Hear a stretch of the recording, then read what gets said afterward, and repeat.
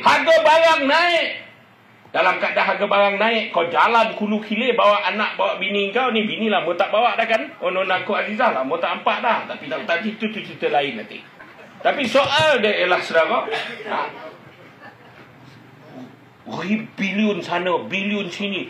Pergi Korea baru ni. Umum Korea nak masuk bilion. Kau tahu tak Korea tengah bertumpul parlimen tu. Kan nak perintah tentera, tak nak perintah tentera, orang tengah berceramuk. Kan? Kau tipu ni, tak pandang kiri kanan dah. Tapi hasil apa? Cukai naik. Macam-macam cukai. Akak tahu tak? Hari ni dah ada cukai gula. Air manis ada cukai khas